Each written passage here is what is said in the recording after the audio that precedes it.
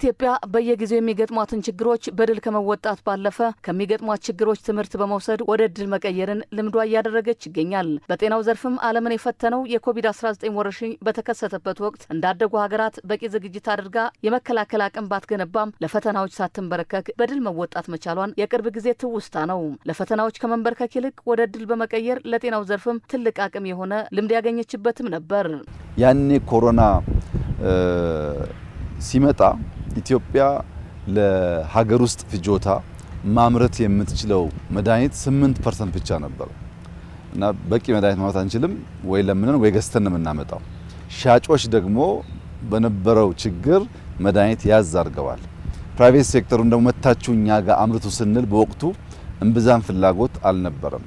ያ ጉዳይ የፈጠረው ቁጭት መድኃኒት ላይ በበቂ አምርቶ የራሱን ፍጆታ የማይሸፍን ሀገር፣ ልብስ በበቂ አምርቶ የራሱን ፍጆታ የማይሸፍን ሀገር፣ ምግብ በራሱ አምርቶ የራሱን ፍጆታ የማይሸፍን ሀገር እንደ ሀገር ሉዓላዊ ሀገር ነኝ ብሎ መቀጠል አይችልም። በአርማወር ሃንሰን የምርምር ኢንስቲትዩት የተገነባው የሃይሪ ባዮ ኢኩቫለንስ ማዕከልን መርቀው ስራ ያስጀመሩት ጠቅላይ ሚኒስትር ዶክተር አብይ አህመድ ኢትዮጵያ የሚያስፈልጋትን መድኃኒት በራስ አቅም ለመሸፈን የሚደረገው ጥረት እያደገ መምጣቱን ተናግረዋል። በዘመናዊ የምርምር ማዕከሉ የተደረገው ኢንቨስትመንትም መድኃኒቶችን ለማምረት የሚያስችሉ አቅሞችን የያዘ መሆኑን ገልጸዋል። ያኔ የነበረው 8% ዛሬ ኢትዮጵያ ለሀገር ውስጥ የሚያስፈልጋትን መድኃኒት 44% አመርታለች።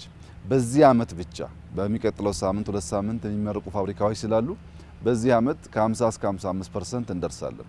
በሚቀጥሉት 5 አመታት የኛ ፍላጎት በመድኃኒት በቫክሲንም ጭምር ኢትዮጵያ ቢያንስ ለራሷ የሚያስፈልጋትን ፍጆታ ማምረት መቻል አለባት የሚል እምነት በመያዝ የተሰራ ስራ ነው። አህሪ እንግዲህ ለረጅም አመት ነበር ይታወቃል፣ ግን ይሄ ያየነው ላብ አልነበረም። ባለፉት 3 አመታት ሰፊ ኢንቨስትመንት ተሰርቶ ተደርጎ የተሰራ ላብ ነው። የላቡ መነሾና እሳቤ መድኃኒት ለማምረት የሚያስፈልጉ ፋውንዴሽናል እውቀቶች አሉ። ያ የምርምር እውቀት ከሌለ የሚመረተው መድኃኒት በቂ ፈውስ ላይሰጥ ይችላል። አንደኛው የሚያስፈልገው ነገር ጂኖሚክስ ነው። የአንድን ሰው የጂኖ ሲኩዌንስ ማወቅ የበሽታውን አይነት ለመለየትና ለዛ በሽታ የሚገባው መድኃኒት ለመወሰን ያግዛል። ይህ ላብ ኢትዮጵያ ውስጥ በአጭር ጊዜ ውስጥ እናያለን ብለን የማናስባቸው በጣም በርካታ አቅሞች ይዟል። ተቋሙ በሽታዎችን ለመለየት የሚያስችል እውቀቶችን የሚሰጥ ነው ያሉት ጠቅላይ ሚኒስትሩ፣ ይህ ደግሞ በሀገሪቱ ፈዋሽነታቸው የተረጋገጠ መድኃኒት የማምረት አቅሟን የሚያሳድገው ስለመሆኑ አብራርቷል። ኮሮና ሲፈጠር አብዛኛው ሳምፕል የሚሄድ የነበረው ወደ ደቡብ አፍሪካ ነበር።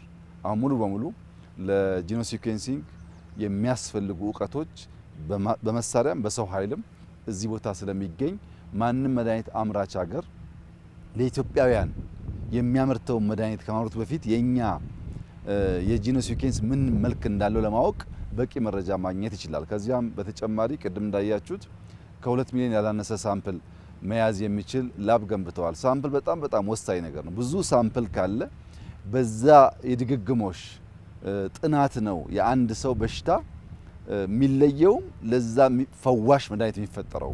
ያን ለማድረግ ላቡም የምርምር አቅሙም የጂኖ ሲኩዌንሱም በከፍተኛ ደረጃ የኢትዮጵያን መድኃኒት የማምረት ቫክሲን ማምረት አቅም የሚያሳድግ ነው። ተቋሙ ዘመናዊ መሳሪያዎችን ያካተተ ለድንገተኛ አደጋዎች ዝግጁነትና ምላሽ የመስጠትን አቅምን በመገንባት ሳይንስንም ባህላዊ እውቀቶችንም አካቶ እንዲሰራበት አድርጎ የተሰራ ነው ያሉት ጠቅላይ ሚኒስትሩ እንደነዚህ አይነት ተቋማት በእጅጉ አስፈላጊ ናቸው ብለዋል። ዘመናዊ ቴክኖሎጂ ብቻ ሳይሆን የእንስሳት ለምሳሌ አይጥ በመጠቀም የቲቪ በሽታን የመለየት ስራ ይሰራሉ። የምርምር ሂደቱ ሳይንስንም ሎካል ካፓሲቲን ታሳቢ ያደረገ ነው። ይሄ ደግሞ ከነሱ ፊልድ ወጥቶ ሌሎችን ፊልዶች ለማገዝ በእጅጉ የሚያግዝ ነገር ነው። ቅድም እንደሰማችሁት አይጦች ለበሽታ ልየታ ብቻ ሳይሆን በደንብ ከሰለጠኑ ለማይኒንግ ሴክተርም በጣም ጠቃሚ ናቸው። እነዚያን ነገር እያሳደግን ለመሄድ እንደዚህ ያለ በእውቀት የደረጀ በቴክኖሎጂ የደረጀ ለብዙዎቹ ፕሮዳክቶች ግብአት የሚሆን ተቋም በእጅጉ ያስፈልጋል። ዛሬ አህሪ ላይ ያየነው ጅማሮ የላብ ብቃት የሰው ኃይል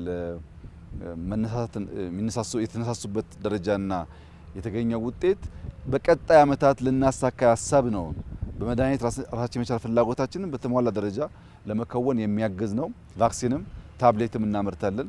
በመድኃኒት ራሳችንን ከቻል በምግብ ራሳችንን ከቻል በልብስ ራሳችንን ከቻልን የተቀረው የሚከተል ስለሆነ የተሟላ ሉዓላዊነት ያረጋገጠች ሀገር ለማድረግ የሚያግዝ ይሆናል። በአርማወር ሃንሰን የምርምር ተቋም ቅጥር ግቢ ውስጥ የተገነባው ይህ ዘመናዊ ተቋም ከመሰረተ ልማት ግንባታ ባለፈ ራሷን የቻለችና ጤናማ ማህበረሰብ ለመፍጠር የሚደረገውን ጥረት የሚያግዝ የላቀ የእውቀት ማዕከል ነው ያሉት ጠቅላይ ሚኒስትሩ የኢትዮጵያ ሁለንተናዊ እድገት ይረጋገጥ ዘንድ በጋራ መስራት ያስፈልጋል ሲሉም ጥሪያቸውን አቅርበዋል።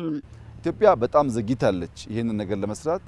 ይሁን እንጂ ግን አሁን ያለንበት ደረጃ አጭር ጊዜ ስለሆነ ሙከራ የተደረገው ተስፋ ሰጪ ነው። እንግዲህ ኮሮና ጣጣ ብቻ ሳይሆን እንደዚህ ያለውን ቁጭት፣ እንደዚህ ያለውን እውቀት፣ እንደዚህ ያለውን ስራ በሀገራችን ለማስጀመርም እድል ሰጥቷል ማለት ነው እና በድምሩ የተሰራው ስራ በጤና ሚኒስቴር፣ ባህሪ ማኔጅመንት፣ ሪሰርቸሮች እዚህ ቦታ ያየነው የላቡ ቴክኖሎጂ ብቻ ሳይሆን ጽዳቱም ላንድስኬፑም እጅግ ማራኪ ስለሆነ ይህ ነገር እንዲቀጥል እንዲበረታና ለላቀ ውጤት እንድንበቃ አደራ ማለት እፈልጋለሁ። እንበርታ፣ እንስራ፣ ወደ ገበያ እናውጣው።